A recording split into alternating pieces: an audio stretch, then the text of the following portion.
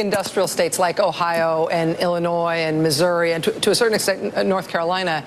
How do you respond to voters who feel betrayed by the way that NAFTA has worked out? You know, working class people who look around and say, our country didn't get the jobs that were promised by President Clinton when that was signed. American jobs just got shipped overseas. That hollowed out a big part of our economy that provided good middle class jobs. I mean, are working class people right to feel betrayed by how that worked out?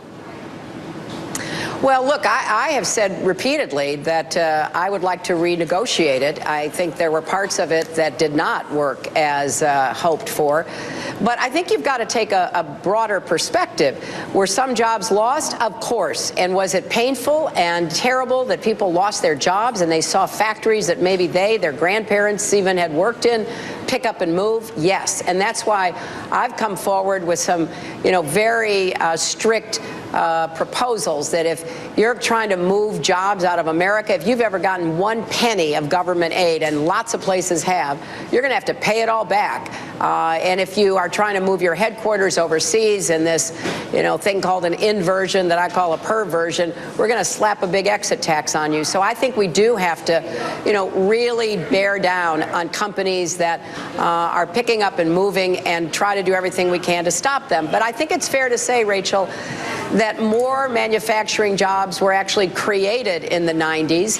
More were created under President Obama. We lost a lot of jobs, particularly manufacturing jobs, when George W. Bush was president. And as I said to Senator Sanders last night, he spends a lot of time, relitigating the 90s. He expresses his disappointment with President Obama. Let's focus on where the problem was. We had 23 million new jobs and rising incomes when George W. Bush became president. Then we started losing hundreds of thousands of jobs, and one of the reasons is they would not enforce the trade agreements. That's why I voted against the big multinational trade agreement, CAFTA, when I was a senator. I worry that if we don't have both sides of the equation in place, you've got to have enforcement of trade agreements, and you've got to have a much more robust safety net for people who might lose their jobs. So I have a very clear idea about how to make trade work, and if I don't think agreements work, I've said repeatedly for years, I vote against them, and I will do my best to mitigate the consequences of the ones already in effect, and I will bear down and really enforce them. I wish the Obama administration right now would crack down on China's dumping of steel into our market. That should not be permitted. We have some tools that are available to this administration. I'd like to see them use it, and I'd like to send a very clear message to China. You may have your own economic problems, but don't try to undermine and take away jobs in our steel industry any more than you already have. You agree with President Obama on so many issues. You've stayed close to him in this campaign. There haven't been a lot of issues on which you've highlighted real differences between yourself and his administration. Why do you think he hasn't done that on China and on this steel issue?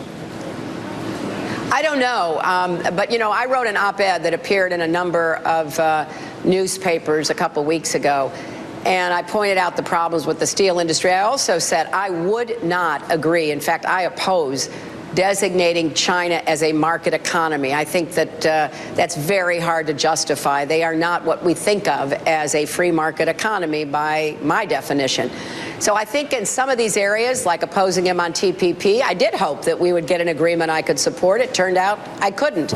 So in some of these areas where I worry about the consequences of these agreements, of administration actions, I am speaking out, and I am urging the administration not to go forward with market economy and to crack down on dumping of steel. In terms of differences between you